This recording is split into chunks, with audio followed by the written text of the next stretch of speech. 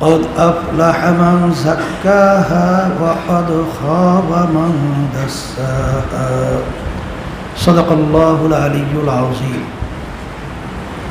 শুকরিয়া আদায় করতেছি মহান রব্বুল আলামিনের দরবারে। রব্বুল আলামিন পবিত্র রমজান মাসে বিশেষ করে এই তালিম তরবিয়াত প্রতিষ্ঠিত করে গেছিলেন আমার আব্বাজান রহমতুল্লাহি আলাইহি। তিনি আজকে আমাদের মাঝে নাই, আমাদের সামনে ঘুমায় আছে। শিক্ষার সঙ্গে দীক্ষা, থিওরিক্যালের সাথে প্র্যাকটিক্যাল। আর আল্লাহ রাব্বুল আলামিন বেহেশতে যাওয়ার ব্যাপারে শর্ত লাগাইছেন,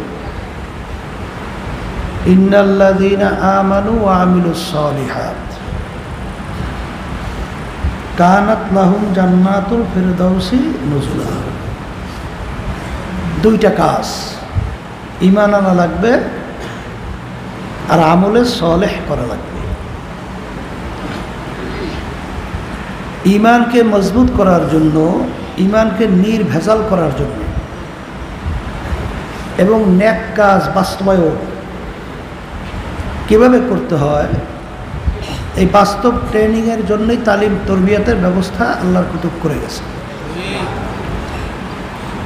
ধারাবাহিকতায় চলছে, আল্লাহ কবুল করলে চলবে।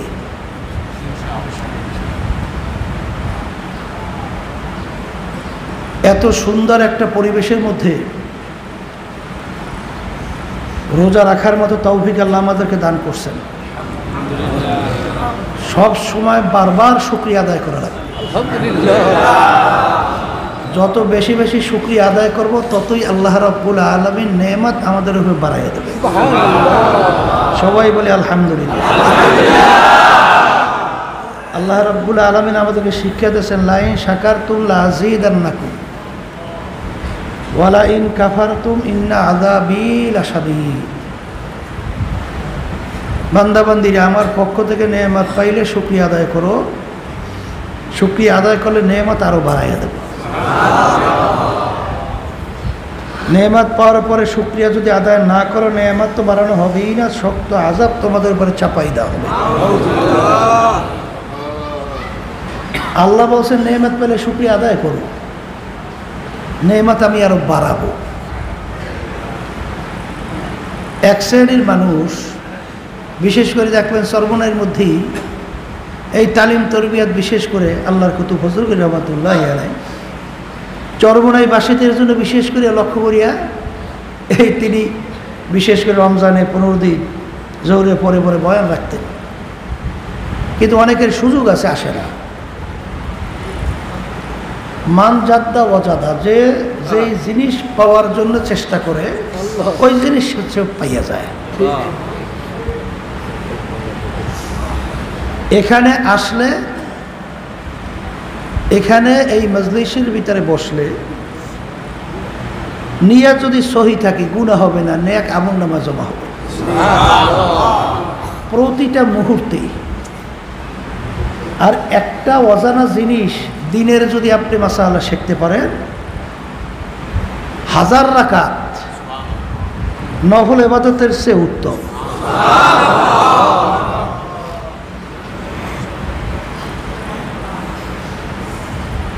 আল্লাহ রাসূল সাল্লাল্লাহু আলাইহি ওয়াসাল্লাম রওনা করছেন, মসজিদের বাহিরে দরওয়াজায় দেখে ইবলিস দাঁড়াই আছে। আল্লাহ রাসূল সাল্লাল্লাহু আলাইহি ওয়াসাল্লাম জিজ্ঞাসা করেন, এখানে কি করতেছো?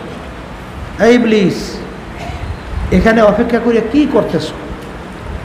ইয়া রাসূলুল্লাহ, হাবিবাল্লাহ, মসজিদের ভিতরে ঢুকবো। কেন? ওই মুসল্লি যে নামাজ পড়ে, তার নামাজ নষ্ট করার জন্য। তা বেশ ভালো কথা, নামাজ নষ্ট করার জন্য তুমি দাঁড়াই আছো, অপেক্ষা করো, কেন ঢোকো না কেন?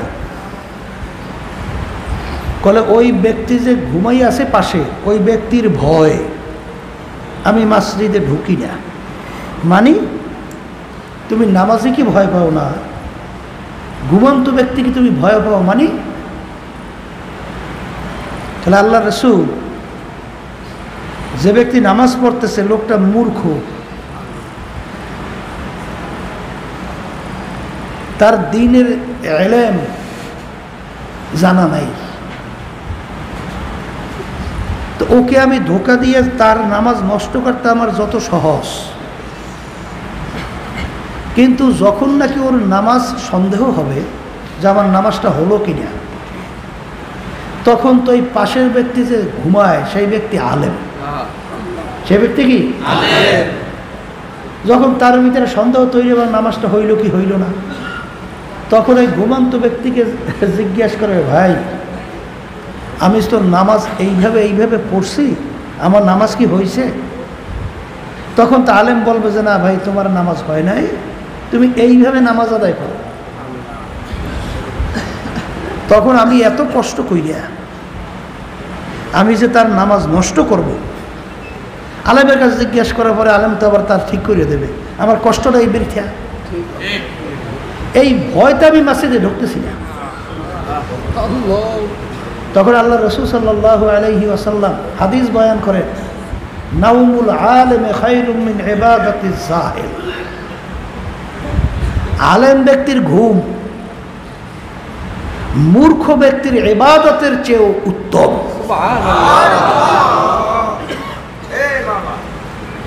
তাহলে এখানে বিশেষ করে আমাদের দায়িত্বশীল তাদেরকে বলা হয়েছে তালিম তরবিয়াতে থাকার জন্য। এখানে আপনার অজানা অনেক জরুরি মাসালাগুলো এবং দ্বীনের বিভিন্ন গুরুত্বপূর্ণ মাসালাগুলো এখানে আলহামদুলিল্লাহ জামে অনেক ওলামা ইকরামরা আছে, অনেক আসাদেজ ইকরামরা আছে। যখনই কোনো মাসালা সম্পর্কে আপনার জানতে চাইবেন তখনই আপনি জানতে পারবেন। কিন্তু দেখা যায় যখন মাসালা তালিম হয় অনেকে কিন্তু ঘোরে, তাই এরকম সময় নষ্ট বেহুদা কইরে ঘুরলে লাভ হবে না। বরঞ্চ একটা মাসালা যদি আপনি শেখেন, হাজার নফল নামাজের চেয়ে উত্তম, হাজার রাকাত নফল নামাজের চেয়ে উত্তম।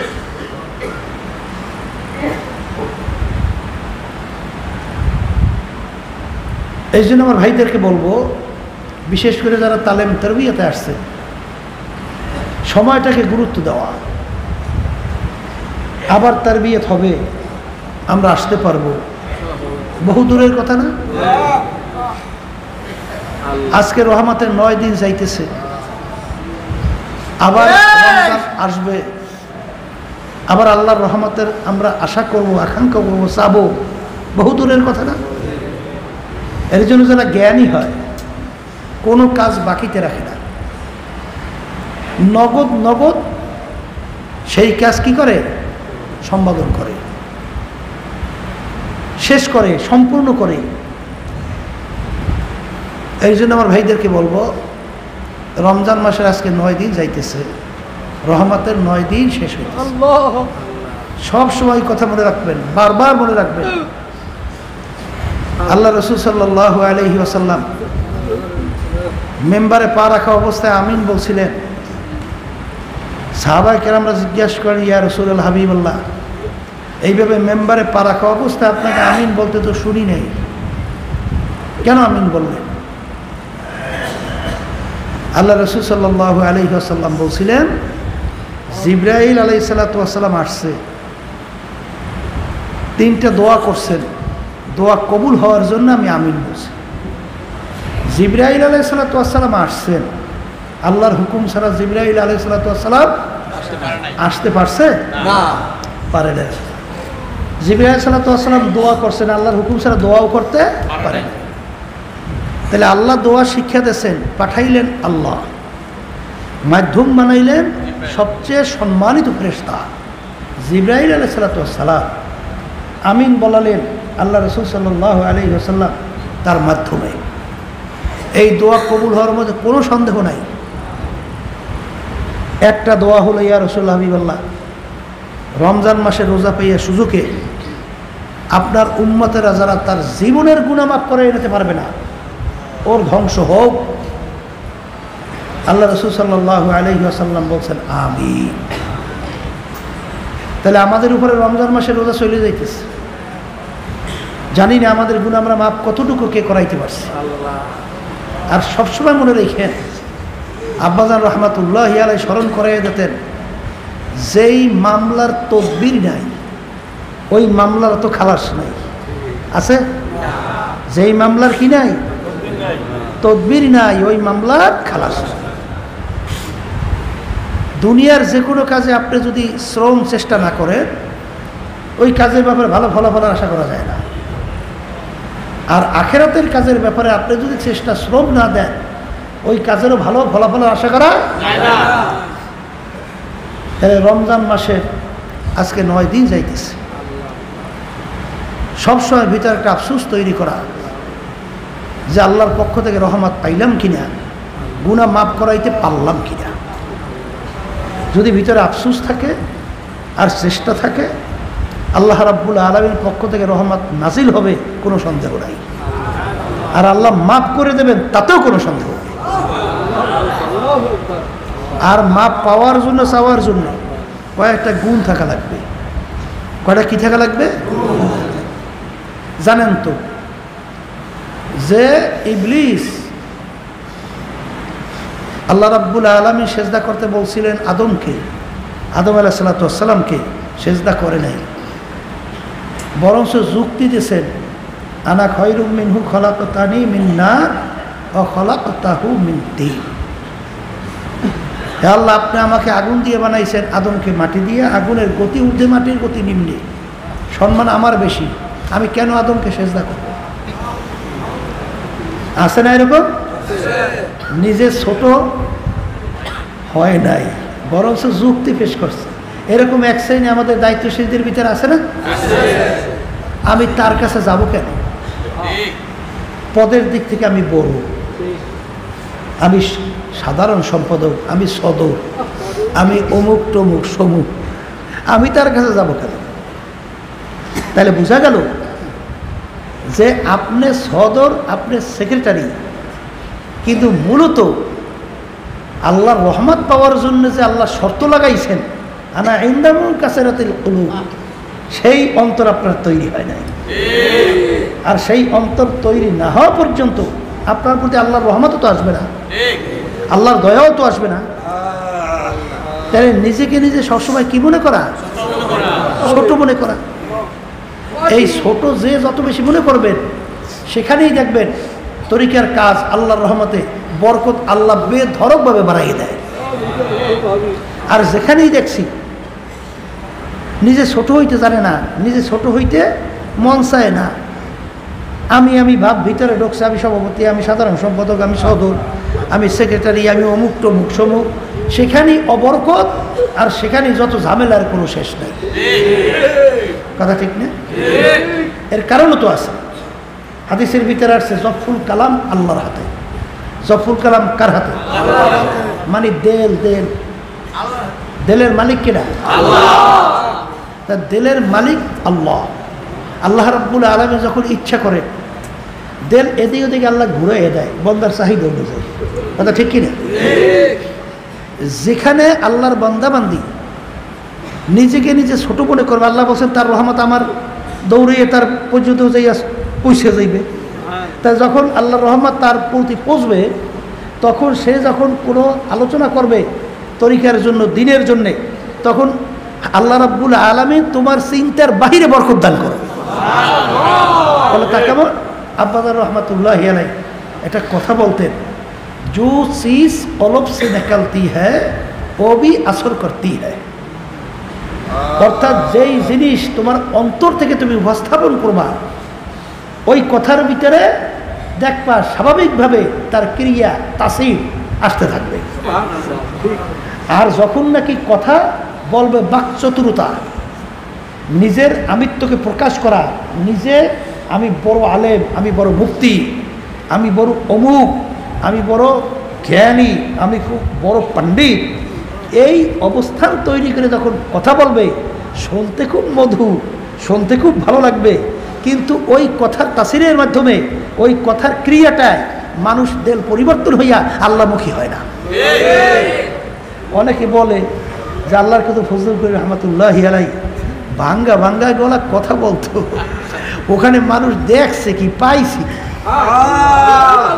যে বাঘ ভাঙ্গা জোয়ারের মতো যে মানুষ পাগলের মতো দৌড়ে, হ্যাঁ কি গুন্ডা তার ভিতরে আছে। মানুষ দেখতে তো সুন্দরও ছিল না, এই চামড়া ছিল একটু কালো, হ্যাঁ দেখা দৃষ্টিতে অত সুন্দর মানুষ তো না। এলেমের দিক থেকে খুব নামি দামি, দুনিয়ার ভিতরে বাংলাদেশের ভিতরে উল্লেখযোগ্য বিরাট আলেম, এরকম কোনো লক্ষ্যপত লাগানো ছিল না, ছিল পাণ্ডিত্যের ভিতরে অত পাণ্ডিত্য তো ছিল না। কিন্তু যখন আল্লাহ কুতুব রহমতুল্লাহ আলাই কথা বলতেন, কথার মাধ্যমে পাথরটা শক্ত দেল মোমের মতো গলিয়ে যায়। কেন বলতো? এই কথা বলতে দিলের থেকে। কি থেকে বলতে? দিলের থেকে। আর আপনি সদর হয়েছেন, আপনি সাধারণ সম্পাদক হয়েছেন, আপনি দায়িত্বশীল হয়েছেন, আপনার সবসময় ওই কথা মনে রাখেন। আল্লাহ রসুল সাল্লাল্লাহু আলাইহি ওয়াসাল্লাম তার কাছে এক সাহাবী এই সন্তানের জন্য দোয়া চাওয়ার জন্য গেছে। সন্তানটাই মিঠা বেশি খায়, মিষ্টি মিষ্টি মিষ্টির পাগল। কির পাগল? মিষ্টি খাওয়ার পাগল। এখন ইয়া রাসূল হাবিবাল্লাহ, আমার বাচ্চাদের জন্য একটু দোয়া করেন, ও যেন একটু মিষ্টি খাওয়া কমাইয়ে দেয়। আল্লাহ রসুল সাল্লাল্লাহু আলাইহি ওয়াসাল্লাম বললেন, তুমি 2 দিন না কয়দিন শব্দটা মনে নেই, হ্যাঁ 1 সপ্তাহ পরে নিয়ে এসো, 1 সপ্তাহ পরে নিয়ে এসো। তা ঠিকই 1 সপ্তাহ পরে নিয়ে গেছে। নিয়ে যাওয়ার পর আল্লাহ রসুল সাল্লাল্লাহু আলাইহি ওয়াসাল্লাম তার জন্য দোয়া করছে। কি ব্যাপার? কলে হুজুর আপনি আগে দোয়া করলেন, এখন করলেন? কলে ব্যাপার হয়েছে এই, তুমি দোয়া চাইছো মিষ্টি কম খাওয়ার জন্য, কিন্তু আমার মিষ্টি খাওয়ার অভ্যাস একটু বেশি, আমি একটু মিষ্টি বেশি খাই। তা আমি মিষ্টি বেশি খাইয়া যদি আমি তাকে দোয়া করে নসিহত করি মিষ্টি কম খাওয়ার জন্য, তাহলে সেটা তো তাসির হইতে চাইবে না, তার ক্রিয়া হবে না। এই জন্য আমি তোমাকে বলছি সপ্তাহখানিক পরে নিয়ে আইসো, কারণ আমি মিষ্টি খাওয়া বেশি আমল কমাই দিছি, অর্থাৎ মিষ্টি কম খাওয়া শুরু করছি।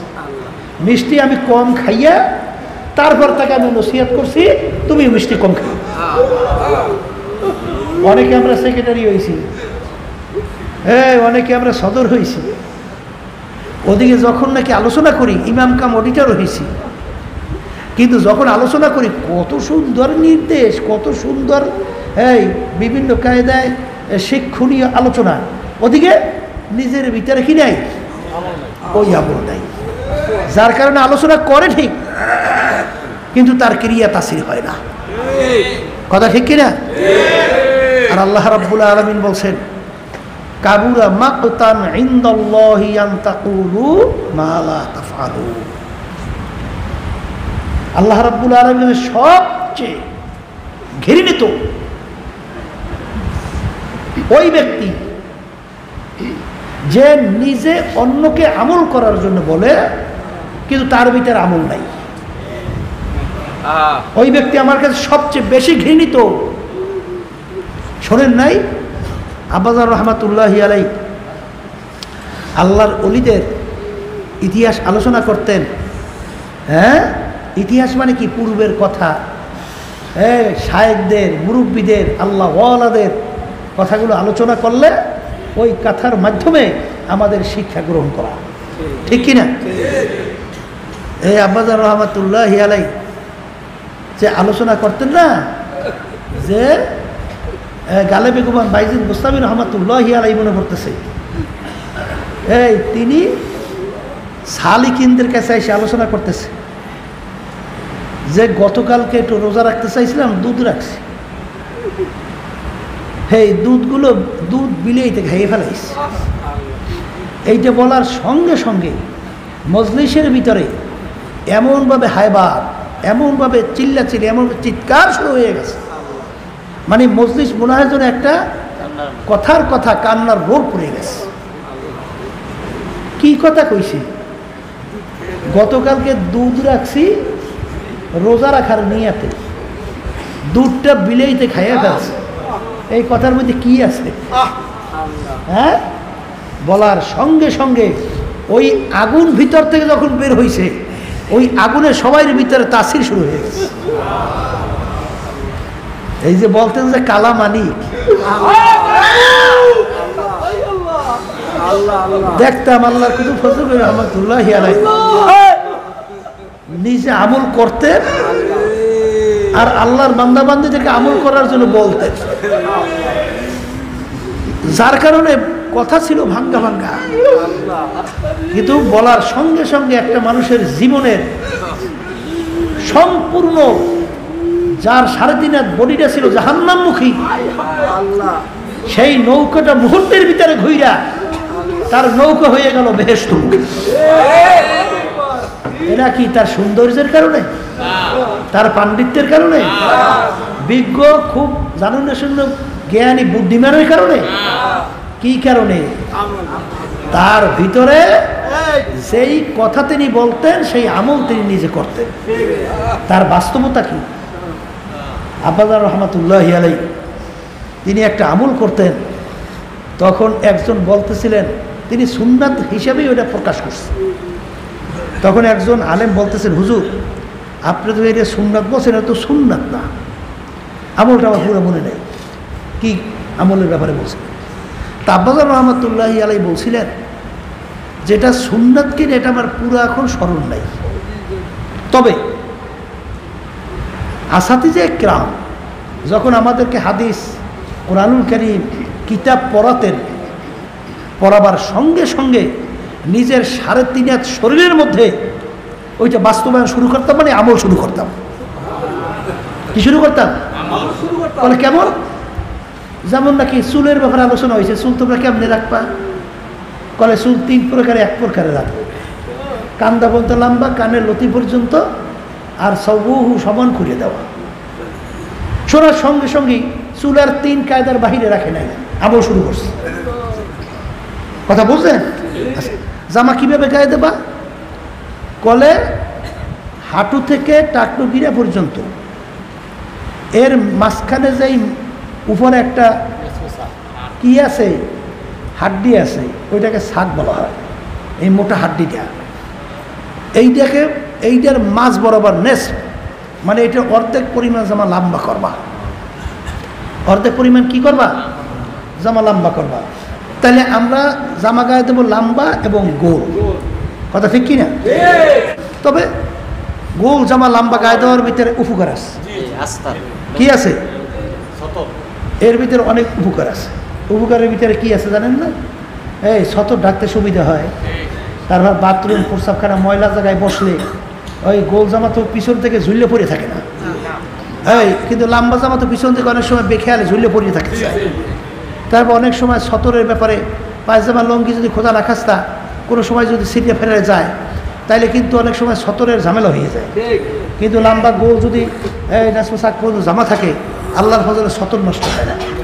বিভিন্ন কি আছে, গুণ আছে, ঠিক না? ওই আমল শুরু করছে। আমল কি করছে? শুরু করছে। এরপরে জানেন মেসওয়াক করা সুন্নাত। প্রত্যেক অজুর আগে মেসওয়াক করে নামাজ পড়লে 2 রাকাতে 70 রাকাতের কমপক্ষে সব হয়। হ্যাঁ, প্রত্যেক রাকাতে 70 রাকাতের সব, প্রত্যেক রাকাতে। এক শ্রেণী বর্তমানে আছে এত আলসিয়া, দেখি মেসওয়াক মনে করতেই চায় না। অনেক মহিলারাও আছে মেসওয়াক করে না। মেসওয়াক যদি না করে তাইলে আল্লাহ মাফ করুক, আল্লাহ রসুল সাল্লাল্লাহু আলাইহি ওয়াসাল্লাম মেসওয়াকের ব্যাপারে তিনি বলছেন, আমার উম্মতের উপরে যদি কষ্ট না হইতো আমি এটাকে ফরজ ঘোষণা করতাম। তাহলে মেসওয়াক না কইরা মুখের ভিতরে এমন দুর্গন্ধ জমা হয়, পাশে নামাজ পড়াও কষ্ট, পেট ভরাই ওঠে, অনেকের সামনে কথাও বলা যায় না। অনেক মহিলাদের ব্যাপারে অনেক সময় কথাও বলা যায় না, মহিলারা বলছে। এই কোন কথা? মেসওয়াক করতে হবে 5 ওয়াক্ত নামাজের, ওযু করে সওয়াব হবে, দাঁতও পরিষ্কার হবে, মুখ দুর্গন্ধ নষ্ট হবে। রহমতের ফেরেশতা মুখের দুর্গন্ধে কাছে আসে না। নামাজের ভিতরে যে আপনার মুখের দুর্গন্ধ নিয়ে আপনি নামাজ পড়েন, রহমতের ফেরেশতা আসে না। এই জন্যে অনেকে কিন্তু এত আলসা, তারা কিন্তু মেসওয়াক ঠিক মতো কী করে না? করে না।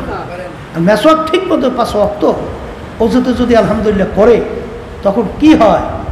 তখন আল্লাহর ফজলে করবে, তার মুখ থেকে দুর্গন্ধ আসে না, রহমতের ফেরেশতাও আসে। শুনছে, আমল করা শুরু করছে। শুনছে, কি করছে? আমল করা শুরু করছে। কথা ঠিক না ভাই? ঠিক। আর সবসময় মনে রাখেন, ওই যে আল্লাহ রাসূল সাল্লাল্লাহু আলাইহি ওয়াসাল্লামের এই দরবারে এক সাহাবী আসছিলেন, বলছিলেন, ইয়া রাসূলুল্লাহ, হাবিবাল্লাহ, এমন কিছু আমলের কথা আমাকে বলেন যে আমলের মাধ্যমে আমি জাহান্নাম থেকে বাঁচতে পারবো, বেহেশতে যাইতে পারবো। আল্লাহ রাসূল সাল্লাল্লাহু আলাইহি ওয়াসাল্লাম বিভিন্ন নামাজ রোজা সহ বিভিন্ন আমলের কথা বললেন। এর মাধ্যমে বোঝা যায় কি যে তার ঈমান আগেই ছিল। তখন সাহাবী বলতেছেন, ইয়া রাসূলুল্লাহ, হাবিবাল্লাহ, আপনি যেভাবে বলছেন আমি সেভাবেই আমল করব।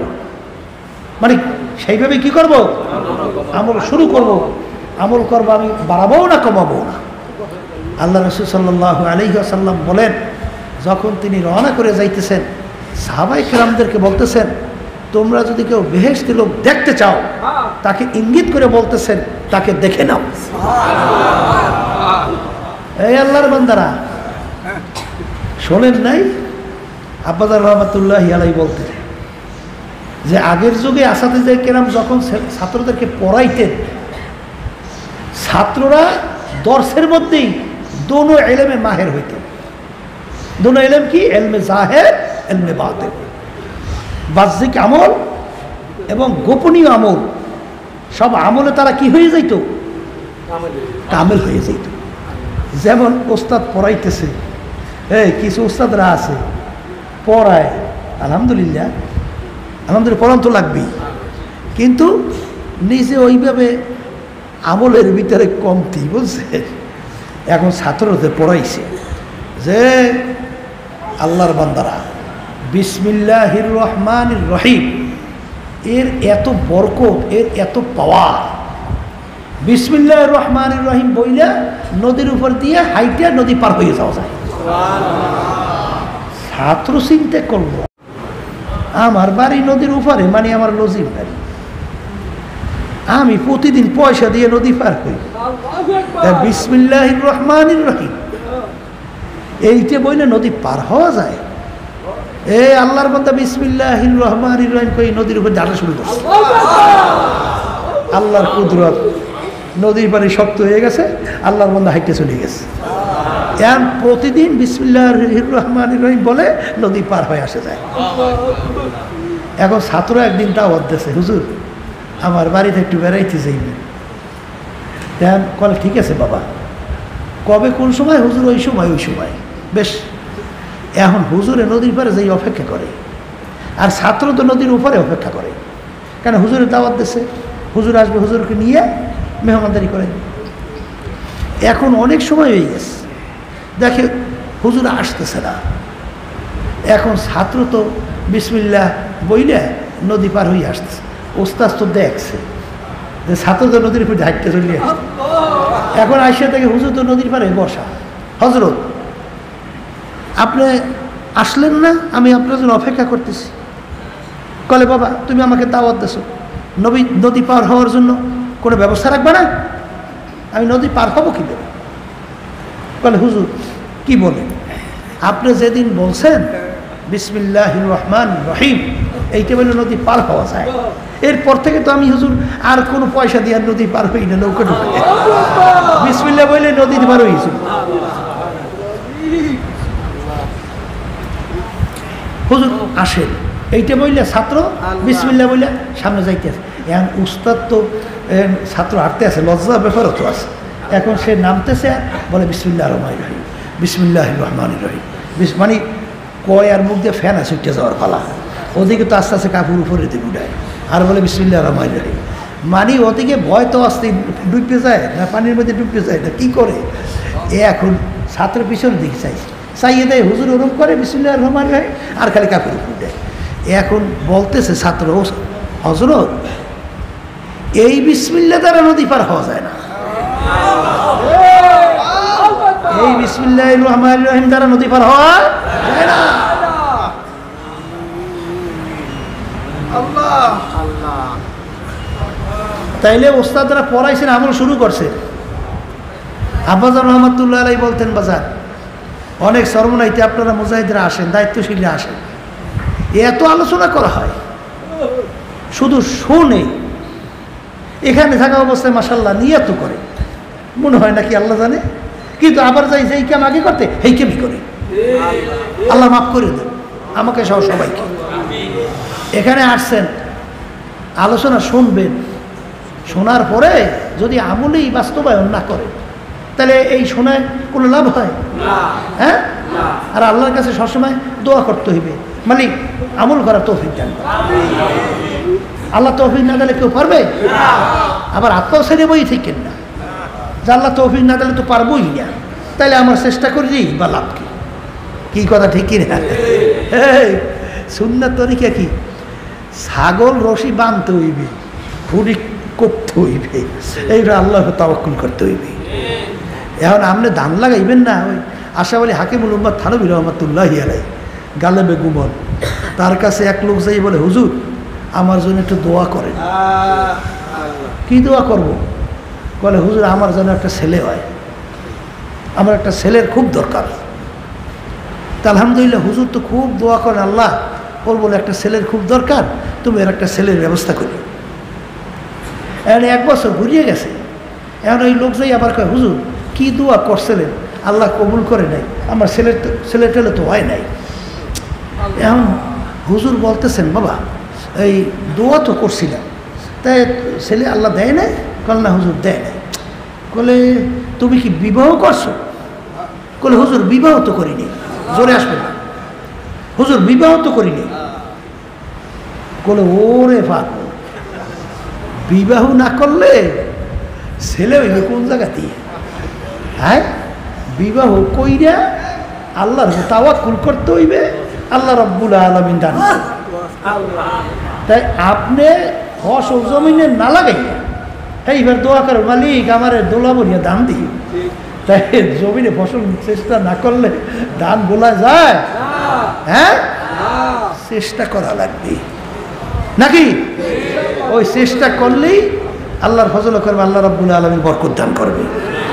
তাহলে যেই কথাগুলো বলছিলাম, দায়িত্বশীল বাজানদেরকে বিশেষ করে বলবো, এই আল্লাহর বান্দারা চরমনায়ের তরিকা, এই তরিকার সুনাম সুখ্যাতি আল্লাহ রাব্বুল আলামিন সর্বত্র আল্লাহ ছড়াইয়ে ছিটাইয়ে দিয়েছেন। আর সেইটার ধারক বাহক দায়িত্ব আপনারা পালন করেন। আপনাদের দিকে তাকাইয়া মানুষ কি হবে? এই চরমনের দিকে আন্তরিকতা বাড়বে, দিনের পথে আসবে। কথা বলেন না কেন? বলে ওই জায়গায় গেলে মানুষ ভালো হয়, ঠিক না? ওই বিভিন্ন জায়গায় বলে, ভাই বুঝলাম না কিছু, এই লোকটা এত খারাপ ছিল, ও চুরি এবং বিভিন্ন ওর জুলুম এবং মানুষের অত্যাচার, চাঁদাবাজি, টেন্ডারবাজি, ওর জ্বালার ছুটি, এলাকায় কেউ থাকতে পারে নাই। ও গেল কোন জায়গায়? এখন যাওয়ার পরে ওদা ইয়ান খালি সকাল সন্ধ্যায় বই না, এইবার খালি জিকির করে, আজান দেনি যে পাগলের মতো উঠে মসজিদে দেবে, এইবার তাসবিনে দিয়ে মাওলার জিকির করে। ব্যাপারটা জ্ঞান খালি চোখের ভিতরে বাইয়া বাইয়া পানি পড়তেই থাকে। ও গ্যাসেরও কোন এইটা দেখার পরে স্বাভাবিক পর্যায়ে বলে, ভাই আমার ছেলেটার একটু সর্বনাই লইয়ে যাও। কথা কয় না? কালকে না জানি পড়ছি, ওই এক কলেজের ছাত্ররা এসে বিশ্ববিদ্যালয় বলে, হুজুর বাপ সে আওয়ামী লীগ করে করত, ওদিকে তার ছেলেটাকে আমাদের ছাত্র আন্দোলনের সাথে জড়াইছে।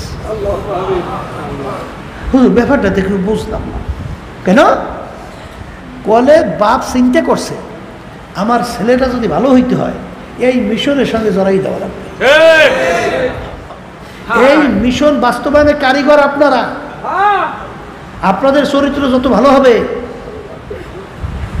তত আল্লাহর ফজল করমে যেই মানুষগুলো দিনের বুঝ পায় নাই তারা আল্লাহর ফজলের করমে দিনের দিকে তারা ঝুঁকবে। আর আপনাদের চরিত্র, আপনাদের আমল আখলাক যত খারাপ হবে মানুষ তত তরিকার থেকে দূরে সরে যাবে। এই জন্য আব্বাজান রহমাতুল্লাহি আলাইহি দোয়া করতেন, বাজান আমার জন্য আপনারা খাস করে দোয়া করেন, আমি পুলসিরাতের উপরে আছি। আল্লাহু আকবার। বলে কেমনে পুলসিরাতের উপরে আছে? আমার উপরে আমিরের দায়িত্ব আছে। আজকে খোদা নাখাস্তা আমার বদ আমলের কারণে, আমার বিভিন্ন স্বেচ্ছাচারিতার কারণে, আমার বিভিন্ন এই কলবের রোগের কারণে খোদা নাখাস্তা যদি আজকে এই মিশন ক্ষতিগ্রস্ত হয়, আল্লাহ যদি জিজ্ঞাসা করে ফজলুল করিম তোর কারণে এই মিশন ক্ষতিগ্রস্ত হয়েছে, জবাব দে, তারপর সামনে যা। আর হাদিসের ভিতরে আসছে যে দায়িত্ব অনুযায়ী রব্বুল আলামিন কিয়ামতের ময়দানে প্রশ্ন করবে। অনেকে দায়িত্ব নেওয়ার জন্য পাগল, আর ইতিহাস পড়ে দেখবেন সাহাবায়ে কেরাম আল্লাহর ওলিরা দায়িত্ব পাইলে পাগলের মতো কাঁদতে থাকতেন, অস্থির হয়ে যাইতেন যে আমার উপরে দায়িত্ব আছে, আমি কিভাবে পালন করব। আল্লাহ আমাকে জিজ্ঞাসা করলে আমি কিভাবে আল্লাহর কাছে জবাব দেব। এর নাম হলো মোমেনের চরিত্র। আর যারা দায়িত্ব পালনে লবিং করে, গ্রুপিং করে, বিভিন্ন ধরনের ফুসলায় ফাসলায়, আবার যখন বিভিন্ন এলাকায় কমিটি তৈরি করে, তখন খেয়াল করে কোন লোকটা পরবর্তীতে আমার সমর্থন করবে। তাই তুমি এই চরমনের এই মিশনে আসছো কাবাজান, তোমার জন্য তো আওয়ামী লীগ আছে, বিএনপি আছে, জাতীয় পার্টি আছে, দুনিয়ার অনেক দল আছে, তুমি সেই দলের সঙ্গে যাও বাজার। তুমি এখানে এসিয়া এই মিশনকে ক্ষতিগ্রস্ত করিও না, কারণ এই মিশনের মাধ্যমে আজকে লক্ষ লক্ষ মানুষ যারা আজকে পশ্চিমে সেজদা দিত না, আল্লাহর ফজলে এখন পশ্চিমে সেজদা দেওয়া শুরু করছে। হ্যাঁ, তোমার কারণে যে ক্ষতি হয়। আব্বাজান রহমাতুল্লাহি আলাইহি বারবার বলতেন দোয়া চাইয়ে পাওয়া যায় না, দোয়ার কাজ করো, বেড়া ভাঙিয়ে দোয়া ঘরে যাবে। হ্যাঁ, আল্লাহু আকবার। এই অনেক মুরব্বীদের দোয়া সন্তানের জন্য অন্তর ভাঙ্গে আসে না, কথা কয় না। এই যে আমরাই তো অনেক সময় বলি আমাদের মতো এই নালায়ে, এই অযোগ্য, এই দায়িত্ব আমরা পালন কেমনে করবো, প্রশ্নই আসে না। কিন্তু ওই শুনছি আব্বাজান রহমাতুল্লাহি আলাইহি, এই দাদাজান রহমাতুল্লাহ অসুস্থ, তখন বাইসমিনসার ফুবাজান এই কবরে আমাদের সামনে ঘুমাই আছেন। আল্লাহ তার কবরকে বেহেশতের বাগান বানাই দেয়, দরজা বেহেশতে বলন্দ করে দেয়। যখন দাদাজান অসুস্থ, তখন যাইয়া আমাদের ফুফাজান জিজ্ঞাসা করেন, মেয়া সাহেব বলতেন, আগে শ্বশুরদেরকে মেয়া সাহেব বলতেন, সম্মান সূচক শব্দ। মেয়া সাহেব, মানুষ তো মরণশীল, কেউই তো বাঁচবে না। আল্লাহ যদি আপনাকে দুনিয়া থেকে নিয়ে নেয়, আপনি দুনিয়া থেকে বিদায় হন, এই তরিকার অবস্থা কি হবে? এই তরিকা চালাবার মতো তেমন তো কোনো যোগ্যতা সম্পন্ন ব্যক্তি তো দেখি না। তখন দাদাদার রহমাতুল্লাহি আলাইহি বলে শোয়া ছিল, এরকম ঝাট করে লাফ দিয়ে উঠছে, উঠেই বসে বলে দুলা মিয়া আমার ফজলুল করিম আছে না? বলার সঙ্গে সঙ্গে আমার সৈয়দ আছে না, সৈয়দ সৈয়দ বলতো, সৈয়দ আছে না? তখন ফুবাজান বলতেছেন যে মিয়া সাহেব, সে তো খুব অসুস্থ মানুষ, আব্বাজান ছোটবেলায় থেকে খুব অসুস্থ ছিল, ডায়াবেটিক্স বিভিন্ন ধরনের, এবং শত্রুর কোনো শেষ নাই, চতুর্দিকে শত্রুতা। তখন দাদা রহমাতুল্লাহ নাকি একটা হাতের ঘুরে বলতেছিলেন যে দুলা মিয়া যাই না রাখেন, আমার সৈয়দের সঙ্গে আল্লাহর ফজল করবে কেউ পারবে না, আর কেউ যদি আমার সৈয়দের শত্রুতা করে, দুলা মিয়া আপনি যাই না রাখেন, ধ্বংস হয়ে যাবে। আল্লাহর কি কুদরত, সুবহানাল্লাহ। একের আমাদের চোখের সামনে সর্বনাই, সবাই তো বলছে একেবারে চোখের সামনে। যারা একটু শত্রুতা পোষণ করছে, একজনও মাজা খার করে দাঁড়াইতে, একজনও না, সব ধ্বংস হয়ে যাবে। আল্লাহর কুতুবদের কথা বুঝেন নাই, বুলেটের মতো মারছে তো পর্দা ছাড়া লেগে। এই জন্য এই তরিকার সাথে যারা জড়াইয়া তামসা করে, খবরদার, আল্লাহর কুতুবে বর্দা কোন সময় লাগবে বলা যায় না। আপনি পারবেন না তাই তো ছাড়িয়ে দেন।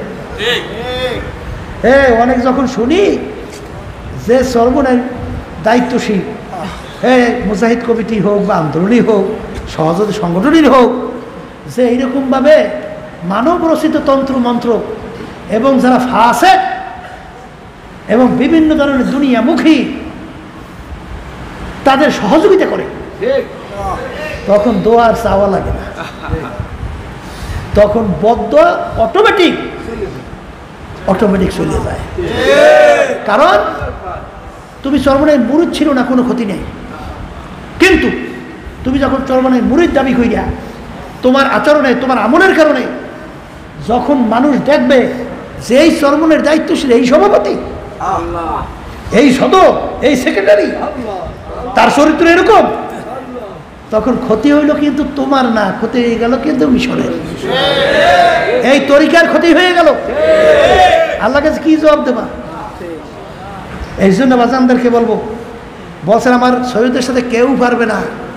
একদিন আমি একটা বয়ান শুনতেছিলাম, দাদার রহমাতুল্লাহ আলাই অসুস্থ অবস্থায়, দুই একটা বয়ান আছে গেছে, বলতেছিল যে আল্লাহর বান্দারা, আমি দুনিয়ার সমস্ত মানুষের জন্য যত দোয়া করি, আমার ফজলুল করিম একার জন্য আমি তার চেয়ে বেশি দোয়া করি। কি বলছে? এমনভাবে আল্লাহ কবুল করে গেছে, এমনভাবে কবুল করে গেছে। দেখেন আল্লাহ রাব্বুল আলামিন, ওয়াল্লাযীনা জাহাদু ফীনা লানাহদিয়ান্নাহুম সুবুলানা ওয়া ইন্নাল্লাহা লামাআল মুহসিনিন। আল্লাহ রাব্বুল আলামিন রাস্তা কেমনে খুইলে দেয় চিন্তা করা যায়? চিন্তাও করা যায় না। তাই দোয়া কেমনে আসে? এই আজিজুল হক সাহেব রহমতুল্লাহি আলাই, শাইখুল হাদিস, এই মাহমুদিয়া মাদ্রাসা বরিশাল আসছিলেন একটা বিষয়ের উপরে, মাদ্রাসার কোনো ব্যাপারে মিটিংয়ের মধ্যে মনে হয় আব্বাজানও দাওয়াত ছিল। তা আব্বাজান রহমতুল্লাহি আলাই গেছেন পরে, শাইখুল হাদিস শাহজুর রহমতুল্লাহি আলাই সহ তারা পুঁতছিলেন আগে। যখন শুনছেন শাইখুল হাদিস রহমতুল্লাহি আলাই আব্বাজান গেছেন ফজল করিম আসছে, হুজুর তার জায়গা থেকে উঠে দরজার কাছে চলে গেছে আব্বাকে আগাই নিয়ে আসার জন্য। যখন আগাই নিয়ে আসতে গেছে, এখন ওস্তাদ আসছে ছাত্রকে আগানোর জন্য, আব্বাজান একটু লজ্জা পাইছে না? আব্বাজান লজ্জায় অস্থির, বলতেছেন হজরত আপনি এরকম করলে হুজুর আমরা লজ্জা পাই না। তখন শাইখুল হাদিস রহমতুল্লাহি আলাইহি বলতেছেন, বাবা ফজলুল করিম, উদাহরণ দিয়ে বলেন, বাবা আমরা হইলাম একটা গোলাপ ফুল গাছ, গোলাপ ফুল গাছের ভিতরে কাটা ভরা, ওর কাছেও কেউ যায় ভয়তে, কিন্তু ওই কাঁটাযুক্ত গাছ থেকে এমন একটা ফুল বের করে, সেই ফুলের সৌরভ ঘেরানে তামাম দুনিয়া পাগল। কাঁটাযুক্ত গাছের ভিতর থেকে একটা ফুল বের করছে, তার জন্য সব পাগল। তো ওই ফুলের কারণে কাঁটাযুক্ত গাছের কি হয়েছে? মূল্য হয়েছে, দাম হয়েছে, সম্মান হয়েছে। ফজল করে আমরা হলাম একটা কাঁটাযুক্ত গাছ, আমরা কাঁটাযুক্ত একটা গোলাপ ফুল গাছ। আমাদের এই কাঁটাযুক্ত গাছের ভিতর থেকে তোমার মতো একটা গোলাপ ফুল ফজলুল করিমকে বের করছে, যার কারণে একটা গোলাপ ফুলের কারণে আজকে আমাদের সম্মান আল্লাহ বাড়াইয়ে দিয়েছে। তাই তোমাদের কারণে আমাদের সম্মান বাড়ছে, তোমাদেরকে সম্মান করবো না, করবো কাদেরকে? হ্যাঁ, আর দোয়া মুখুল ইবাদাত, সমস্ত ইবাদতের মূলই হলো দোয়া। কথা কয় না? সমস্ত ইবাদতের মূল কি? দোয়া। আল আমরু ফাওকাল আদাব, আদবের ভিতরে সবচেয়ে বড় আদব হলো কথা মানা। কথা মানা, এই আল্লাহু আকবার, কথা মানা। এক শ্রেণী বর্তমানে ছেলে সন্তান আছে, বাপ মায়ের কথা মানে না, ওস্তাদের কথা মানে না, অনেক সময় নিজে খুব বুদ্ধিমান জাহির করে যে আমি খুব বুদ্ধিমান। এই বাপের অনেক সময় সমালোচনা করে, ওস্তাদের সমালোচনা করে, মুরব্বীদের সমালোচনা করে, ওরে বোকা, ওরে কপাল পোড়া। তুমি সমালোচনা করো, সবসময় মনে রেখো আলী রাদিয়াল্লাহু তাআলা আনহু তিনি তার 2 সন্তানকে ওসিয়ত করছিলেন, বাবা হাসান হুসাইন নিজের দোষ তালাশ করো, সংশোধন করো, দেখবে একটা সংশোধন না হইতে আর একটা দোষ আসবে, ওইটা শেষ করতে পারবে না, দেখবে আর একটা দোষ আসবে। এরকম করতে করতে দেখবে তোমার হায়াতের বেড়া শেষ হয়ে গেছে, তোমার নিজের দোষই তুমি শেষ করতে পারবে না, অন্যের দোষ তালাশ করবা কখন? কথা ঠিক কিনা? দায়িত্বশীলদের দায়িত্ব কি? খালি পরের দোষটাই খালি আলোচনা করে, পরের দোষটাই নজরে পড়ে, নিজের দোষ আর নজরে পড়ে না। কথা ঠিক না? তাই নিজের দোষ যতক্ষণ পর্যন্ত নিজের নজরে না পড়বে তুমি ধ্বংস অনিবার্য, কোনো সন্দেহ নাই। কথা ঠিক কিনা? কথা মানা, এখানে তো অত চালাকি দরকার নেই। ওই গেছিলাম এক জায়গায়, যাওয়ার পরে দায়িত্বশীলে বলতেছে, হুজুর এই যে আপনারা বিভিন্ন সময় নির্বাচনের কথা বলেন, বিভিন্ন মিছিলের কথা বলেন, বিভিন্ন মিটিংয়ের কথা বলেন, এক শ্রেণীর দায়িত্বশীল বলে কি যে হেরা বসে বসে খালি হুকুম করে, এর মাধ্যমে আমরা গরিব হইয়া যাই, অমুক হইয়া যাই, তমুক হইয়া যাই। এটা কি দায়িত্বশীল? না এটা একটা সমালোচক, না এটা একটা সম্পূর্ণ দুষ্ট প্রকৃতি। হ্যাঁ, এই দুষ্ট প্রকৃতির এক প্রকার আছে, ও নিজে তো ধ্বংস হবে আর এক মিশন নিয়ে ধ্বংস করার চেষ্টায় আছে। কথা ঠিক না? এই জন্য আমার বাজানদেরকে বলবো, আল্লাহর হস্তে আপনারা আমি কেউ থাকবো না।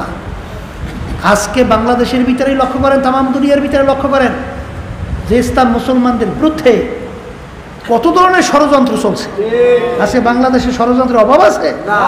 দেখেন, সন্তানদেরকে নাস্তিক বানাবার জন্য শিক্ষা সিলেবাসের মধ্যে পাঠ্যসূচির ভিতরে নাস্তিকতা শিক্ষা ঢুকিয়ে দেওয়ার বিভিন্ন প্রক্রিয়া শুরু করছে। আজকে এই অবস্থায় চরমনায়ের তরিকাটাকে, চরমনায়ের কার্যক্রমটাকে আল্লাহর খাস মেহেরবানিতে মানুষ হক হিসাবে, সঠিক হিসাবে, সহিহ হিসাবে জানে, আর সেই মিশনের দায়িত্ব আপনার আমি পালন করি। খোদা নাখাস্তা আপনার আমার মাধ্যমে এরকম কোন আচরণ, হারাকাত, সাকানাত প্রকাশ না পায় যার মাধ্যমে মিশনের ক্ষতি হয়, বদনাম হয়, মানুষ ঘৃণা ভরে আল্লাহর কুতুবদেরকে গালি দেয়। জোরে বলেন কথা ঠিক কিনা? এই জন্য আমার ভাইদেরকে বলবো, খুব লক্ষ্য রাখা লাগবে। আর যেই কথা বলতে চাইছিলাম যে রমজান মাসে আজকে 9 দিন, রহমতের 9 দিন চলছে, আর একদিন আছে বিশেষ রহমতের। জানি না আল্লাহর পক্ষ থেকে রহমত আমরা কতদূর পাইলাম। আফসোস তো ভিতরে তৈরি করতে হবে, বারবার আফসোস তৈরি করতে হবে। আফসোস যত তৈরি হবে ততই তো আল্লাহর রহমত বেদরকভাবে আসতে থাকবে। কথা ঠিক না? আলোচনা আসতেছিল মানুষ কাকে বলে এবং পশু এবং মানুষের যে পার্থক্য কী, এই আলোচনা শুনতেছিলাম যে মানুষকে আল্লাহ বানাইছেন সেই মেটেরিয়ালস দিয়া, সেই পদার্থ দিয়া, সেই পদার্থ তো দুনিয়ার দিক থেকে হিসাব করলে অনেক মূল্য কম। ফেরেশতা আল্লাহ বানাইছেন নূর দিয়া, নূরের মূল্য সবচেয়ে বেশি। নিয়ম অনুযায়ী ফেরেশতাদের সম্মান বেশি হওয়ার কথা ছিল। দ্বিতীয় পর্যায়ে জিন আল্লাহ বানাইছেন আগুন দিয়া, আগুনের সম্মান দ্বিতীয় পর্যায়ে, জিনের সম্মান দ্বিতীয় পর্যায়ে হওয়া উচিত। মাটির সম্মান এই একেবারে 3 প্রকারের নিচে মানুষ বানাইছে আল্লাহ মাটি দিয়া, তাই মানুষ 3 নম্বরে সম্মান হওয়ার কথা ছিল। কিন্তু আল্লাহ রাব্বুল আলামিন ঘোষণা করছেন যে মানুষ সর্বশ্রেষ্ঠ সম্মানিত, অর্থাৎ সমস্ত মাখলুকাতের ভিতরে কি সম্মানিত। এইটা কি আপনার এই মানুষের সুরাজ সিরাত বংশ পীর মুফতি আলেম এই দিক থেকে না? উদাহরণ দিয়ে বারবার বলা হইতেছে, আব্বাজার বুঝাইতেন যে একটা ওই যে টেলিভিশন আর একটা মাদার গাছের আলমিরা, ওই যে একটা মোবাইলের মূল্য প্রায় 1 লক্ষ টাকা আর একটা মাদার গাছের আলমিরার মূল্য 1200 টাকা। ওই মোবাইলটার এত মূল্য কেন? ওর ভিতরে এমন একটা পার্স আছে, এমন একটা মূল্যবান সম্পদ আছে, যেই সম্পদের মাধ্যমে তামাম দুনিয়ার থেকে সমস্ত কথা, এমনকি কথা বলা শোনা যায়, দেখা যায়, এরকম শক্তি ওই পার্সের ভিতরে থাকার কারণে মোবাইলের মূল্য কি বাড়ছে। আর যখন পার্স পুড়িয়ে যায় তখন ওইটা মেকার যদি বলে যে এমন পড়া পড়ছে ও কোনো সারার মতো কায়দা নাই, তখন এই মোবাইলের দাম বেশি না আলমিরার দাম বেশি? আবার কোন কির দাম বেশি? আলমিরার দাম বেশি। তাই মানুষ যে সম্মানিত এর কারণ কি? মানুষের এই সেকেল সুরাত এবং পদার্থের দিক থেকে সম্মানিত না। আল্লাহ রাব্বুল আলামিন এমন এক সম্পদ, এমন এক পার্স আল্লাহ রাব্বুল আলামিন মানুষের ভিতরে দান করছেন, যেই পার্সের কারণেই মানুষ সম্মানিত। সেই পার্সের নাম হলো কলব। বলেন পার্সের নাম কি? ওই পার্স যার ভালো হয়ে যায়, কলব যার ভালো হয়ে যায়, ওই মানুষের ফেরেশতার চেয়েও সম্মানিত হয়ে যায়। কথা ঠিক না বে ঠিক? ওই আব্বাজান রহমাতুল্লাহি আলাইহি বলতেন গায়েবের ব্যাখ্যা। গায়েব কাকে বলে? এই আল্লাহ রাব্বুল আলামিন বলছেন আমার এই কোরআনুল কারীম হেদায়েত করবে কাদেরকে? যারা গায়েবের উপরে ঈমান আনবে, যারা গায়েবের উপরে বিশ্বাস করবে। গায়েব কাকে বলে? আব্বাজান রহমাতুল্লাহি আলাইহি বলতেন 5 ইন্দ্রিয় শক্তির মাধ্যমে যেইটা দেখাশোনা অনুভব করা যায় না, এর বাহিরে যে আর একটা, এর নাম হলো গায়েব। পঞ্চ ইন্দ্রিয় কি? চক্ষু একটা ইন্দ্রিয় শক্তি, কান শুনতেছি ইন্দ্রিয় শক্তি, নাক ঘেরান নিতেছি ইন্দ্রিয় শক্তি। কথা ঠিক না? এই এরপরে জিহ্বা একটা ইন্দ্রিয় শক্তি, আর শরীরের চামড়া এর একটা ইন্দ্রিয় শক্তি। এই 5 ইন্দ্রিয় শক্তির মাধ্যমে দেখা যায় না, শোনা যায় না, ঘেরান নেওয়া যায় না, অনুভব করা যায় না, স্বাদ নেওয়া যায় না। এর বাহিরে যেটা তার নাম হলো গায়েব। তার নাম কি? কথাটা বুঝেন না বুঝেন নাই? এর নাম কি? গায়েব। তাহলে এখন এই গায়েব বুঝবেন কেমনে?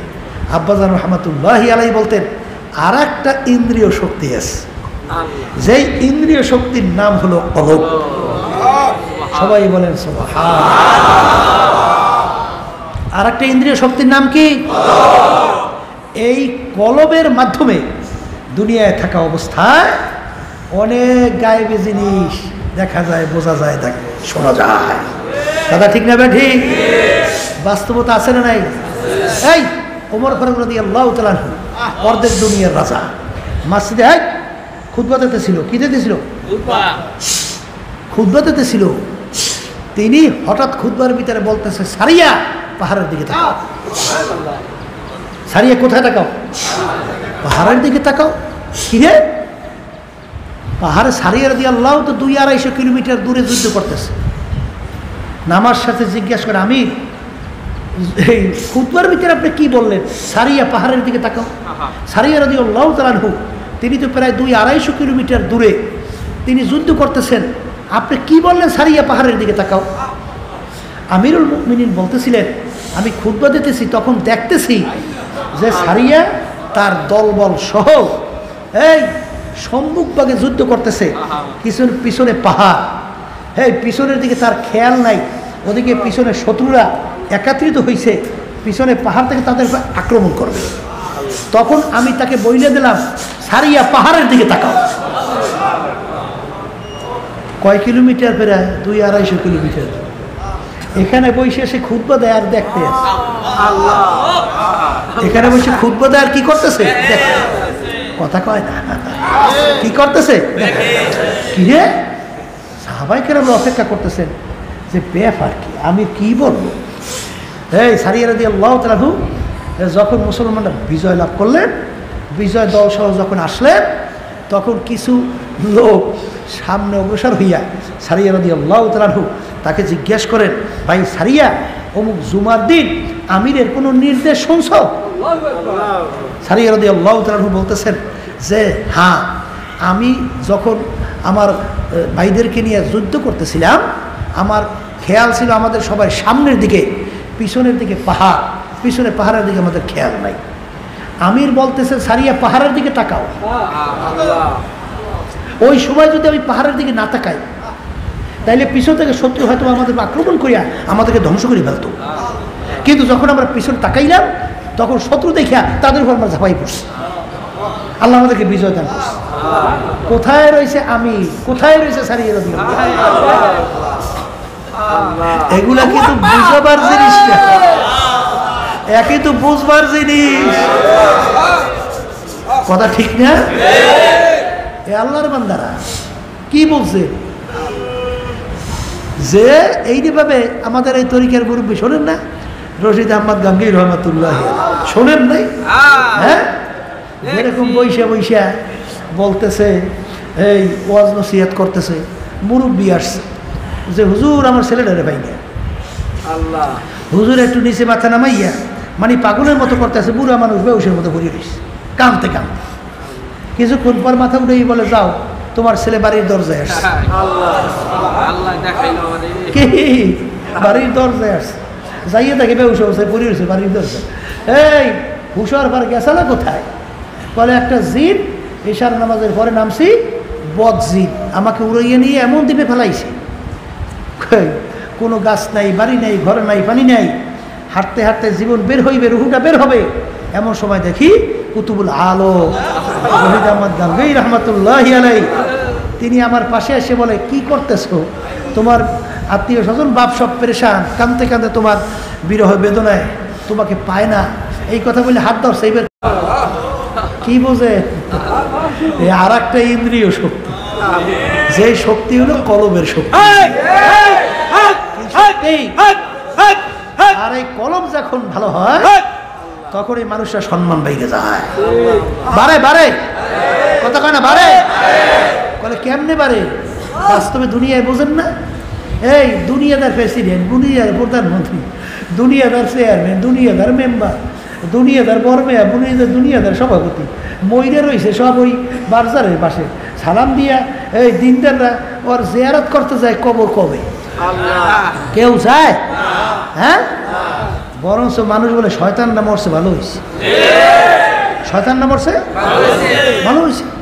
আর যাইয়ে দেখেন ইয়ারউদ্দিন সাহেব রহমতুল্লাহ একটু এখানে দোকানদারি করতো, পেঁয়াজ রসুন আদা বিক্রি করতো, নদীর পারে ঘুমাইয়ে রয়েছে, যাইয়ে দেখে আল্লাহর কি কুদরত। নদীরাও বাইরে একেবারে প্রায় ওই পায়ের কাছে একেবারে এই পাশে এসে থেকে গেছে। যত লস স্টিমার ওই নদীর দিয়ে যায়, আল্লাহ সম্মান কেমনি করায়? বলে হ্যাঁ টবের করিয়া আমার অলিরে সম্মান দেখাইয়া এই বের যা, এ আল্লাহর পক্ষ থেকে হুদে হুদি। যত লস স্টিমার যায় ওখানে থামাইয়া একটু টবের করিয়া এইবার সম্মান দেখাই এইবার সামনে যায়। কি ঠিক না? ঠিক। এই প্রেসিডেন্ট দুনিয়াদার, প্রধানমন্ত্রী দুনিয়াদার, এইবার এই যত মেম্বার, চেয়ারম্যান, এমপি, মিনিস্টার, যত বর্মেয়া দুনিয়াদার, এই গাঁজাখোর, এই সাদাখোর, এইবার বিভিন্ন জুলুমবাজ, ওদের কাছে দোয়া আনতে গেছেন কেনাকাটা, ফু আনতে গেছেন কেনাকাটা, আসতে কয় অবদলীয় লোকেরা গেছে কেউ? কে ব্যাপার কি তোমার নেতা, তুমি যাও না কা? কথা কয় না। ওদিকে দেন হুজুরকে বদনাম করে, হুজুরকে দেখতে পারে না, তখন কয় যে ওই যত যখন আলোচনায় একটু হুজুরকে কই একটু আমার জন্য দোয়া করতে। যারা দেখতে পারেন ওরাও একটু হুজুর একটু কই একটু দোয়া করতে। কি বুঝলে? একই আপনি শিখেই গেছেন? কার পক্ষ থেকে হয়েছে? আল্লাহর পক্ষ থেকে। এই আল্লাহর পক্ষ থেকে। তাইলে এই যে হুজুরকে একটু বলল দোয়া করতে, কি হুজুররা কি টাকা পয়সার দিক থেকে খুব বড় সম্পদের মালিক হয়েছে, না শিক্ষার দিক থেকে বড় মালিক হয়েছে, না ক্ষমতার দিক থেকে? কি কারণে? আল্লাহর ভয় ভিতরে পয়দা হওয়ার কারণে আল্লাহ রাব্বুল আলামিন সম্মান বাড়িয়ে দিয়েছে। এই জন্য মানুষ হওয়ার জন্যে এই কলবের রূপ দূর হওয়া লাগবে। কথা ঠিক না? ঠিক। এই কলব ভালো করা লাগবে। আর এই কলব ভালো করার জন্য আল্লাহর ওলিদের ইতিহাস দেখেন, সাহাবায়ে কেরামদের ইতিহাস দেখেন, আল্লাহু আকবার। আর আপনার আমি কলব ভালো হয়েছে কি হয় নাই, এই জন্য অনেকের চেষ্টাও নেই, আছে চলতে আছে। এই কলবের রোগের ভিতরে বলা হয়েছিল তাকাব্বুর, আমি ভালো আমি বড়, এটা দূর করা লাগবে। আর একটা রোগের কথা বলা হয়েছিল হিংসা, যার ভিতরে থাকবে সমস্ত নাকি কি হয়ে যাবে, ধ্বংস হয়ে যাবে। আল্লাহ রাসূল সাল্লাল্লাহু আলাইহি ওয়াসাল্লাম বলছেন, এই আল্লাহর বান্দারা মানা লাগবে না? না খালি ওয়াজ শুনবে, না খালি ওয়াজ করবো। আল হাসাদু ইয়াকুলুল হাসানাত কামা তাকুলুন নারুল হাতাব আও কামা ক্বালা আলাইহিস সালাতু ওয়াস সালাম। আল্লাহ রাসূল সাল্লাল্লাহু আলাইহি ওয়াসাল্লাম বলেন, যার ভিতরে হিংসা থাকবে তার নেকিগুলো এইভাবে ধ্বংস হয়ে যাবে, যেরকম আগুনের এই লাকড়ির বোঝা, এক পাশ থেকে আগুন ধরাইয়ে দেবা, আগুনের কাজ কি লাকড়ি রাখবে না, জ্বালাই শেষ করবে। তাই যার ভিতরে হিংসা থাকবে তার ওই নেকিগুলো এরকম হিংসার আগুনে জ্বালাইয়া আমলনামা খালি করবে। বিশেষ করে আমার মা বোনদের ভিতরে, মহিলাদের ভিতরে হিংসা একটু বেশি হয়। কথা ঠিক কিনা?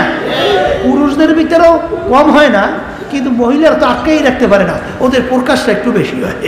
হ্যাঁ ঠিক না? আর ওই বেড়াগতের যে ধৈর্য বেশি, এই জন্য আটকেই রাখতে পারে, কিন্তু শয়তানে ভিতরে ভিতরে করতে থাকে কেমনি ধ্বংস করা যায়।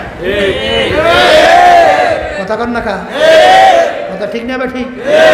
দায়িত্বশীলদের ভিতরে যখন তাকে একজনকে ভালোবাসে একটু মানুষ বেশি, তার কথা একটু বেশি শুনে, তখনই ওর ভিতরে হিংসা আসছে। ওর কথা তো শোনে কা, আমার কথা তো কম শোনে কা, বুঝতে হইবে তোমার ভিতরে হিংসা আসছে। কি আসছে? এই তার ভিতরে যে গুণ আল্লাহ দান করছেন, তার কথা যে মানুষ শোনে, এইটা কি তোমার আমার কোনো কৃতিত্ব না আল্লাহ রাব্বুল আলামিন দান করছেন? তাই এটা দান করছেন আল্লাহ। এক পর্যায়ে তুমি তার উপরে হিংসা করো, এটা আল্লাহর কাজের উপর তোমার বেজার হবে না? নাউযুবিল্লাহি মিন যালিক, নাউযুবিল্লাহি মিন যালিক। হে আল্লাহর বান্দারা, হিংসা করে কোনো লাভ নাই। এ আল্লাহর বান্দিরা, হিংসা করে কোনো লাভ নাই। যেই বাতি আমার মাওলা জ্বালাবে, সেই বাতি নিবে আমার শক্তি কারো নাই। কেউ পারবে না, পারে নাই, পারবে না, পারে নাই। চরমনের বিরুদ্ধে এত লাগা লাগছে, সব এক পর্যায়ে একত্রিত হয়েছে। চরমনের মিশন মনে মাথা উঠাইতেই দেবে না। আমাদের কাছে এসে বলে, হুজুর পরিকল্পনা করছে সব বলে শেষ করবে, সব মাদ্রাসা থেকেও বলে সরাই। এখানে এই মিশনের কার্যক্রম আমরা পরিচালনা করি কি জন্য? আল্লাহকে রাজি খুশির জন্য না? কথা কয় না? আল্লাহ মিশন রাখবে কি রাখবে না আল্লাহ বলে। যতদিন থাকবে আল্লাহ খাদেম হিসেবে দায়িত্ব পালন করাইবে, এই ক্লাস নিয়ে আল্লাহর ফজল কর্মচারী করতে পারি তৌফিক আল্লাহ দান করবেন। যখন আল্লাহ বন্ধ করে দেবে, হাজার চেষ্টা করি তুমি উস্কাইয়ে রাখতে পারবা না, পারবা? দাদাজান রহমাতুল্লাহি আলাইহির কথা আব্বাজান উদাহরণ দিয়ে বলতেন, এই আমাদের তো মূল বাড়ি ছিল বসুরিঘাটে। কোন জায়গায়? বসুরিঘাটে। আব্বাজানের নানা বাড়ি ছিল এই পাশে, বুঝলেন?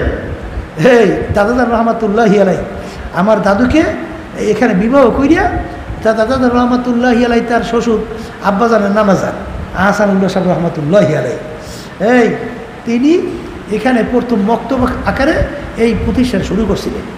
দাদাজান রহমাতুল্লাহি আলাইহি তার ওস্তাদও এবং তার শ্বশুরও, মানে দাদাজান তার কাছে ছাত্র এবং শ্বশুরও এখানে থাইকিয়া আলহামদুলিল্লাহ দিনের কার্যক্রম শুরু করছে। চতুর্পাশে তো জঙ্গল, বিভিন্ন কাজে বাগান, পাতি শ্রীগাল, এখানে তো আর তেমন কোনো উল্লেখযোগ্য ভালো অবস্থান জায়গা না, বুঝছেন? এই আল্লাহ রাব্বুল আলামিন সম্মান তার পক্ষ থেকে আল্লাহ বাড়াইতে আছে। কারণ আল্লাহ বলছেন, ইন্না আক্রামাকুম ইনদাল্লাহি আতকাকুম, যার ভিতরে আমার ভয় পয়দা হবে আমার কাছে সে সম্মানিত।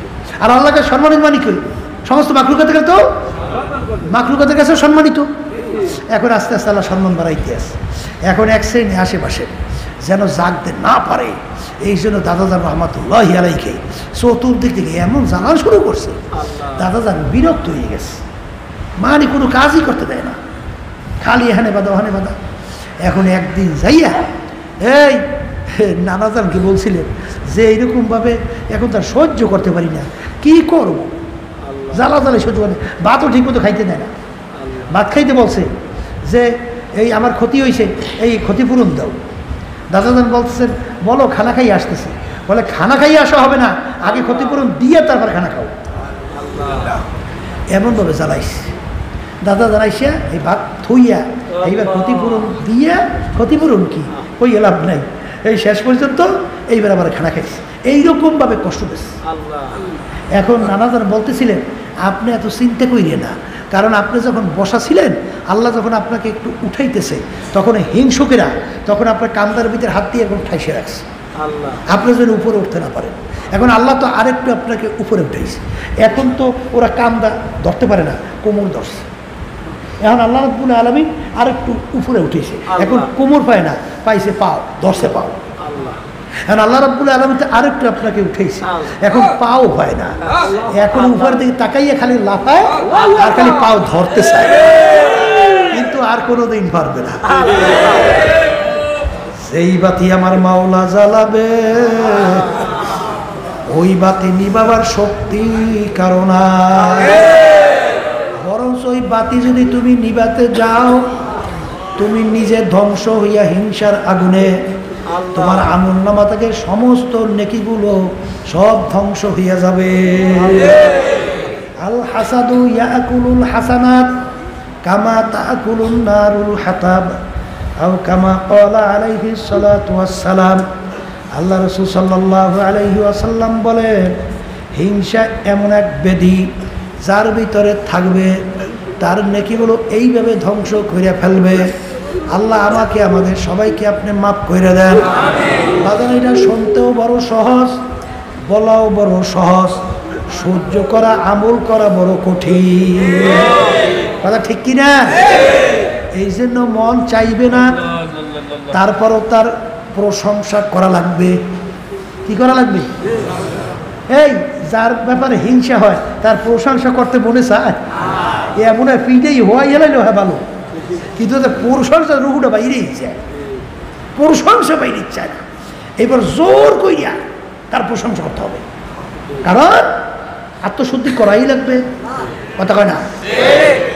আত্মশুদ্ধি করাই লাগবে। মন চায় না, জোর করে তার প্রশংসা করতে হবে। কথা ঠিক কিনা? তবে আবার এক শ্রেণীর আছে তার জন্য সমালোচনা, যেটাকে গীবাত বলা হয়। বুঝলেন গীবাত কাকে বলে? বুঝলেন তো? অনেকে কিন্তু গীবাত বুঝে না। ওই অনেক সময় মহিলাদের সঙ্গে আলোচনা করি, এই কাজটা তুমি এই কথাটা যে বলো এটা গীবাত হয় না? বলে গীবাত হইলে কেমনে? এইটা এর মধ্যে নাই, হে করতে আসে না। এখন গীবাত কাকে বলে এটা বোঝা লাগবে না? এই গীবাত সবসময় ওই উদাহরণ মনে রাখবেন। আয়েশা সিদ্দিকা রাদিয়াল্লাহু তাআলা আনহা আমাদের আম্মাজান, আল্লাহ যান আর আল্লাহ কুতুব হযরত মুহাম্মদ রাসূলুল্লাহ সাল্লাল্লাহু আলাইহি ওয়াসাল্লাম তার স্ত্রী, আমাদের আম্মাজান আয়েশা সিদ্দিকা রাদিয়াল্লাহু তাআলা আনহা। এই এক মহিলা আল্লাহর হাবিবের দরবারে আসছে। আয়েশা যখন রওনা করে গেল, এই যাইতে আছে, তখন আয়েশা সিদ্দিকা রাদিয়াল্লাহু তাআলা আনহা বলতেছেন, ইয়া রাসূলুল্লাহ হাবিবাল্লাহ, মেয়ে লোকটা তো একটু খাটো। তখন আল্লাহ রসুল বলতেছেন যে আয়েশা তুমি তো গীবাত করলা। আল্লাহ রসুল গীবাত হইল কীভাবে? মেয়ে লোকটা তো আসলেই খাটো। তখন আল্লাহ রসুল সাল্লাল্লাহু আলাইহি ওয়াসাল্লাম বলতেছেন, আয়েশা রে, গীবাত বলা হয় ওইটাকে তার ভিতরে দোষ আছে, তার ভিতরে দোষ আছে, এইটা তুমি তার পিছনে আলোচনা করবা, যেইটা শুনলে সে কষ্ট পাবে। দোষ তার ভিতরে কি আছে, এইটা শুনলে সে কিভাবে কষ্ট পাবে। এইটার নামই হলো গীবাত। এইটার নাম কি? গীবাত। আর এই গীবাতের গুনাহ আল্লাহ মাফ করুক, এই বিভিন্ন অন্যান্য জিনা সে অনন্য গুনার চেয়েও মারাত্মক। কারণ এটা হলো হক্কুল ইবাদ আর ওটা হলো হক্কুল্লাহ। কথা বুঝেন? আল্লাহর কাছে আপনি হক্কুল্লাহ মাফ চাইবেন, আল্লাহ মাফ করবেন, কিন্তু হক্কুল ইবাদের গুনাহ আল্লাহ রাসূল সাল্লাল্লাহু আলাইহি ওয়াসাল্লাম বলতেছেন, ইল্লা বিল হক্কুল ইবাদ, ইল্লা বিল হক্কুল ইবাদ, ইল্লা বিল হক্কুল ইবাদ। বান্দার হক আল্লাহ মাফ করবেন না। এই জন্য যারা সমালোচনা করেন খুব মজা পান। এক পুরান মুজাহিদ আলহামদুলিল্লাহ, সে কালকে আমাকে বলতেছিল, হুজুর গীবাত তো ছাড়তে পারতেছি না। আমি একটু রাগ হয়েছি, কে আমার শয়তানে কি খালি টাকা দিতেই থাকে, কে অন্যের সমালোচনা খুব মজাই লাগে, নিজের দোষ দেখেন না। আসলে তো গীবাত করতে মজা লাগে, কথা কয় না? অন্যের দোষটা বইবে আলোচনা তো মজা লাগে না। আর মহিলারা যদি একত্রিত হয় তখন একজন আর একজনের ব্যাপারে আলোচনা করতে কি যে মজা পায়। এইবার পান লইয়া এইবার বানায় মহে দেয়, আর বইয়া বইয়া গীবাত করে আর আসে, বুঝেন নাই? এই গীবাত এইটা কিন্তু রোগের ভিতরে সবচেয়ে হক্কুল ইবাদ। এই গীবাতের রোগ এইটা আমাদের ভিতরে থাকার কারণেই যত তরিকার কার্যক্রম ধ্বংস হইতেছে। এই জন্য এই গীবাত থেকে বাঁচা লাগবে। আর দোষ নাই সেটা আপনি আলোচনা করলেন, এইটার নাম তোহমাত। এটার নাম কি? গীবাতের সেও মারাত্মক। তুমি যে গীবাত করো, হাদিসের ভিতরে আসছে, যেই আল্লাহর বান্দাবান্দি অন্যের দোষকে গোপন রাখবে, আল্লাহ রাব্বুল আলামিন তার দোষকেও সে গোপন করবে। আর এক শ্রেণীর আছে দোষ পাইলে এইটা কেমনে প্রকাশ করবে, এই জন্য পাগল হয়ে যায়। কথা ঠিক কিনা? ওরে কপাল পোড়া, তুমি তার দোষ প্রকাশ করো। এই আব্বাজান রহমাতুল্লাহি আলাইহি বলতেন, হে মালিক, আপনি তো দয়ামায়া করে আমাদের দোষকে গোপন রাখছেন, যদি আজকে আপনি আমাদের দোষকে প্রকাশ করতেন তাহলে এত আমাদেরকে সম্মান করে মালিক, এই সম্মান তো মানুষ করতো না।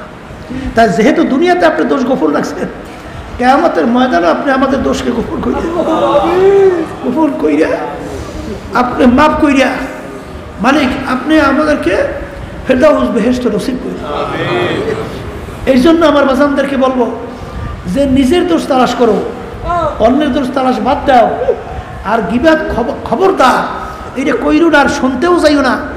আমার মা বোনদেরকে বলবো, মা বোনরা যদি ঠিক মতো এই আমল করতে পারেন, দেখবেন আল্লাহ সম্মানিত আপনাকে দুনিয়াতেও করবে, আখেরাতেও করবে, কোনো সন্দেহ নাই। আর সবসময় মনে রাখেন যে আবার অনেকে আবার মনে করে হুজুর তাহলে আলোচনা করতেই পারবো না।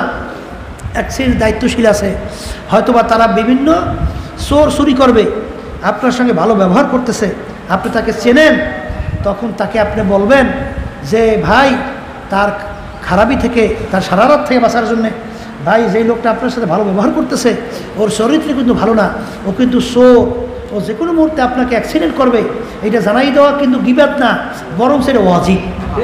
এটা কি ওয়াজিব? যেমন তরিকার ভিতরে কাজ করতে আসছে, ওর চিন্তা ভাবনা ও অন্য দলীয় বা এখানে মুনাফিক হিসাবে ঢুকছে, যখন ওর কার্যক্রম কথাবার্তার মাধ্যমে আপনার কাছে প্রমাণিত হবে, তখন আপনি এমন দায়িত্বশীলদের কাছে বলবেন যে দায়িত্বশীল তাকে সতরাবার মতো শক্তি রাখে, যার তার কাছে আলোচনা করা যাবে না। অনেকে বসে বসে যার কাছে আলোচনা করছেন সে তাকে সতরার ক্ষমতা রাখে না, কথা ঠিক কিনা? বলতে হইবে এমন যার কাছে যে তাকে সতরাবার ক্ষমতা রাখে, তাদের কাছে দিনকে ক্ষতি থেকে বাঁচার জন্য এই আলোচনা করতে হবে, কথা ঠিক কিনা? এটা গিবাতের মধ্যে পড়বে না। এটা হইলে আপনি জানেন আপনার দিলের অবস্থা। অনেকে কিন্তু দেখা যায়, কথা ঠিক আছে, যখন তার সাথে খাতির ভালো আছে, ওদিকে তরিকার ক্ষতি হইতে আছে, মাদ্রাসার ক্ষতি হইতে আছে, দিনের কার্যক্রমের ক্ষতি হইতে আছে, কিন্তু এর সাথে খুব ভালো সম্পর্ক, বুঝলেন নাই? এখন তার ব্যাপারে যদি আলোচনা করে তার ক্ষতির থেকে বাঁচার জন্যে, তাইলে হয়তোবা তার অনেক দুনিয়ার স্বার্থ নষ্ট হয়ে যাবে, তখন আর ওই গোপন রায়। কিন্তু যখন তার সঙ্গে বাজাবাজি হয়েছে, শত্রু বেজে গেছে, এখন ওই দোষগুলো খুব আলোচনা করে। এখন যদিও নাকি এই আলোচনা করা দরকার, আগে করে না এখন করছে, এর অর্থ কি? আগে তার সাথে সম্পর্ক ভালো ছিল, তখন তার সঙ্গে সে সম্পর্ক ওই মানে বিভিন্ন কায়দায় ওই কি দেখা ভাই আসারি কায়দা করে চলছে। আর যখন সম্পর্ক খারাপ হয়েছে তখন আলোচনা, এটা গিবতের পর্যায়ে পড়েছে, এটা গিবতের পর্যায়ে পড়েছে, কথা ঠিক কিনা? এই কাজটা আপনার লিল্লা ফিল্লা হয় নাই, আল্লাহর জন্য হয় নাই, এই কাজটা হয়েছে নফসানীদের জন্যে। আর মুসলমান কাজ করবে কির জন্যে? সবসময় ওই উদাহরণ মনে রেখেন, আলী রাদিয়াল্লাহু তাআলা ওই যে যুদ্ধের ময়দানে এক কাফেরকে পরাস্ত করে বুকের নিচে ফেলাইয়া জবাই করবে, কি করবে? সবসময় মনে কি করবে? হঠাৎ কাফের করলো কি, আলী রাদিয়াল্লাহু তাআলা তার মুখের দিকে ফিরিয়া থুতু মারল, ছ্যাপ মারছে। আলী রাদিয়াল্লাহু তাআলা তাকে ছাইরা লাফ দিয়ে দাঁড়াই গেছে। কাফের বলতেছে ব্যাপার কি, আপনি আমাকে এই পরস্ত করে শোয়াইছেন, জবাই করবেন, এই অবস্থায় আপনি আমাকে ছাইরিয়া দিলেন, আমিও তো ইচ্ছা করলে এখন আপনাকে তরবারি দিয়া খুন করতে পারি, আপনি এই কাজটা করলেন কেন? আলী রাদিয়াল্লাহু তাআলা বলতেছেন যে আমি তোমাকে যে কতল করতেছি, জবাই করতেছি, এটা আমার নিজের কোনো শত্রুতার জন্য না, তোমার সঙ্গে আমার কোনো শত্রুতা নাই, তোমার সঙ্গে আমার কোনো বাজাবাজি নাই, তোমার সম্পদ তুমি আমার নষ্ট করো নাই, তুমি আমার কোনো ইজ্জত নষ্ট করো নাই, তোমাকে আমি জবাই করতেছি, তুমি আল্লাহর শত্রু, ইসলামের শত্রু, আমার রসুলের শত্রু, মুসলমানদের শত্রু, তুমি আমারও শত্রু, এই জন্য তোমাকে আমি ইসলামের শত্রু হিসেবে জবাই করতেছি। কিন্তু যখন তুমি আমার মুখের ভিতরে স্যাপ মারছো, তখন আমার ভিতরে রাগ এসে গেছে। কি এসে গেছে? বলেন কি এসে গেছে? রাগ এসে গেছে। এখন আমি চিন্তা করলাম এই অবস্থায় যদি তোমাকে আমি জবাই করি, তখন আমার নফসানিয়াতের কারণে, আমার রাগের কারণে তোমার জবাইটা হইতে পারে, হয়তো আল্লাহ রাব্বুল আলামিন কিয়ামতের ময়দানে আমাকে ধরতে পারে, আলী তুই অমুকে জবাই করছো, তোর রাগের কারণে, জবাব দে, সামনে যায়। কি জবাব দেব? এই জন্য তোমাকে আমি ছাড়িয়ে দিচ্ছি। তখন বলতেছেন কাফের যে আপনাদের ইসলাম এইটা শিক্ষা দেয়? বলে হ্যাঁ, আমাদের ইসলাম এইটা শিক্ষা দেয়। তখন তিনি বলেন এইটাই যদি ইসলামের নীতি আদর্শ হয়, আমাকে কালিমা করে মুসলমান বানিয়ে দেয়। কি বুঝলেন? আর বর্তমানে মুসলমানদের চরিত্র হয়েছে, কারে কোন সময় দমাইবে, কারে কোন সময় ঠাসবে, কার কোন সময় কারটা লুটপাট করে খাইবে, কার সম্মান নষ্ট করবে, কার ইজ্জত নষ্ট করবে, খালি এই চিন্তাই থাকে। আল্লাহ রাব্বুল আলামিন মুসলমানদের চরিত্র কি বলছেন? ওয়ায়ুসিরুনা আলা আনফুসিহিম ওয়ালাউ কানা বিহিম খাসাসা। মুসলমানদের চরিত্র হলো নিজের চেয়ে তার ভাইয়ের, নিজের চেয়ে আমার মা বোনদের, তার বোনদের অগ্রাধিকার দেবে স্বার্থের ব্যাপারে, সে হলো মুসলমানদের চরিত্র। ইয়ারমুকের যুদ্ধের মধ্যে আবু জাহম রাদিয়াল্লাহু তাআলা আনহু বলেন যে আমার চাচতো ভাই আহত অবস্থায় পড়ে আছে, আমি তাকে পানি পান করাবার জন্য যখন কাছে গেলাম, যাইয়া যখন তার কাছে পানি দিলাম, পানি পান করবে, হঠাৎ দূর থেকে একজন আর এক মুসলমান আহত অবস্থায় পড়ে আছে, সে পানি কইয়া যখন ডাক মারলো, তখন আমার চাচতো ভাই বলে, ভাই আমার চেয়ে আমার ভাই পানির বেশি প্রয়োজন, তুমি আমার ভাইয়ের কাছে পানি নিয়ে যাও। যখন তার কাছে পানি নিয়ে গেল, দ্বিতীয় ভাই যখন পানি পান করবে, তৃতীয় আর এক আল্লাহর বান্দা দূর থেকে ডাক দেয়, পানি। তখন সে বলতেছে আমার ভাইয়ের চেয়ে আমার ভাইয়ের পানির বেশি প্রয়োজন। যখন তিনি তৃতীয় ভাইয়ের কাছে নিয়ে গেল, যাইয়া দেখে তিনি আর দুনিয়ার মধ্যে নাই, তিনি শাহাদাত বরণ করছেন, শাহাদাত বরণ করছেন। তিনি দৌড়েই আসলেন দ্বিতীয় ভাইয়ের কাছে, এসে দেখে তিনিও শাহাদাত বরণ করছেন। দৌড়েই আসলেন চাচতো ভাইয়ের কাছে, আইসা দেখেন তিনিও দুনিয়াতে নাই, তিনিও দুনিয়া থেকে বিদায় নিয়ে শাহাদাত বরণ করছে। তখন আল্লাহ রাব্বুল আলামিন মুসলমানদের চরিত্রের ব্যাপারে আয়াত নাযিল করেন, ওয়ায়ুসিরুনা আলা আনফুসিহিম ওয়ালাউ কানা বিহিম খাসাসা।